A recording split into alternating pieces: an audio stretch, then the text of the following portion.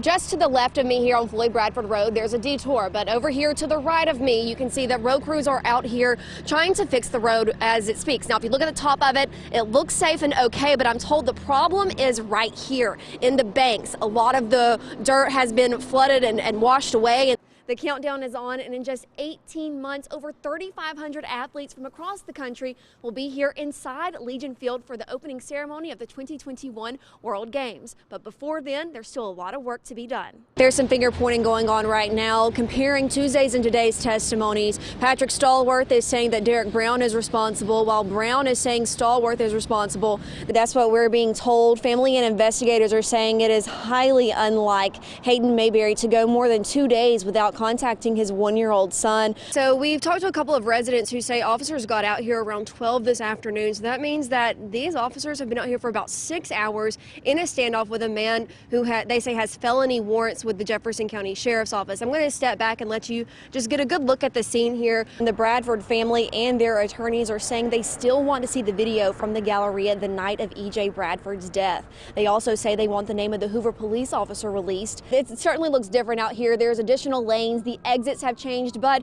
this project is supposed to allow for thousands of more drivers. The Galleria is open late tonight to accommodate those procrastinating shoppers, and right now I have Presley and TJ with me. So Presley, who did you shop for today?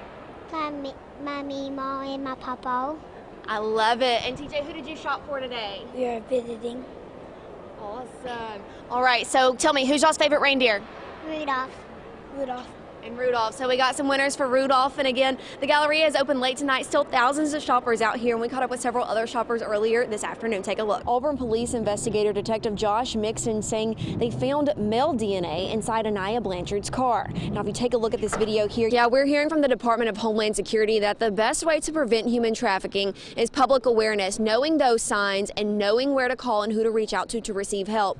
So the signs that are now inside the Birmingham airport, they do just that, a proactive approach, getting that message across. If you look here behind me, you can see what remains of this charred home here on Dartmouth Avenue in Bessemer. We're told the 2 bodies were found inside once the fire department extinguished the flames. And following the Birmingham City Council meeting, we caught up with Police Chief Patrick Smith. He says he's visited Detective Finke in the hospital, and he even saw the detective sit up. Tonight, many in the community continue to pray for his recovery. You can see the remnants of that house fire right here behind me. The community saying that they're in shock, but they are coming together to help. Birmingham police say that crime can go up as much as 42% between now and September. And that's why Birmingham Police Chief Patrick Smith says that they are combining community engagement with law enforcement to create safer communities.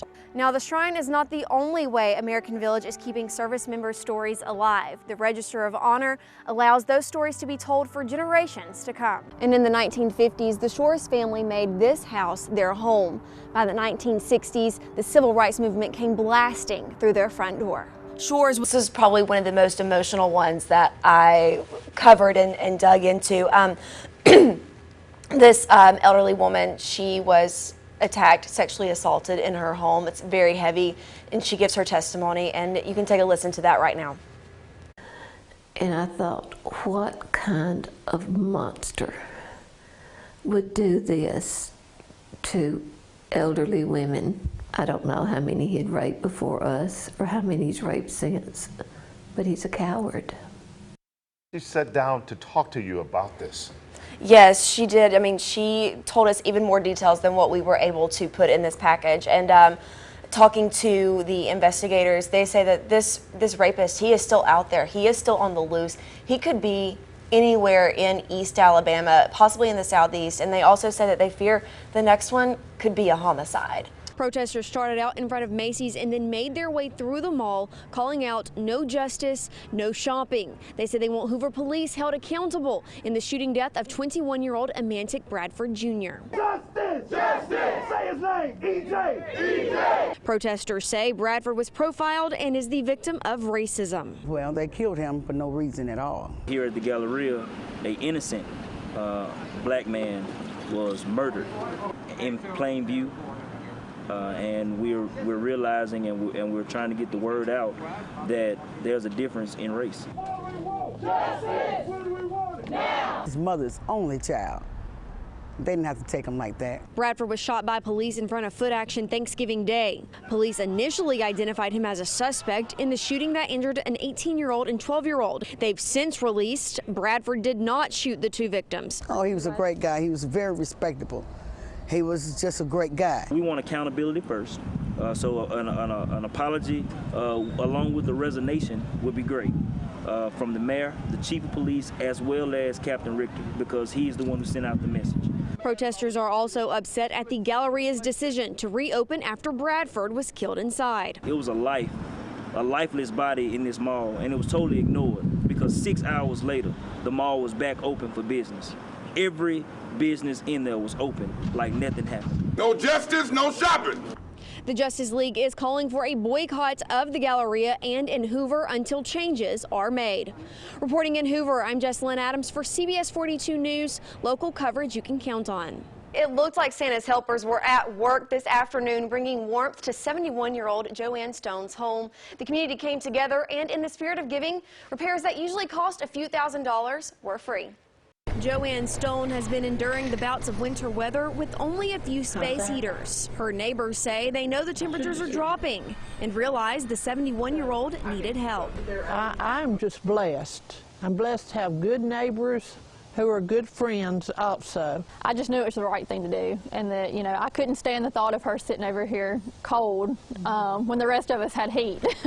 Cater says she reached out to Brown Heating and Cooling, simply looking for an estimate. It was really a no-brainer. I knew I wanted to help her. The unit needed extensive repairs, and the company responded they would fix it for free. I just cried when they told me they were going to do this. I couldn't imagine, because I don't have any extra money for a big thing, you know. Heating and air is not cheap. The workers came out in Santa hats, turning on the heat. Well, it really makes you feel good. I mean, 'tis the season, it's that time of year. You know, it's just what you're supposed to do. You're supposed to help your neighbors, especially in the community of Hueytown. It just really makes us feel good to help someone out. Warming Stone's home and the community's hearts. Everyone's family here. We're all very close, and we take care of our own. Oh, this is a miracle, you know. I thank God several times. Stone says that Jamie White is her Santa Claus this year, and she can't wait to set the temperature to 75. Live in the studio, I'm Jessalyn Adams for CBS 42 News. That's local coverage you can count on.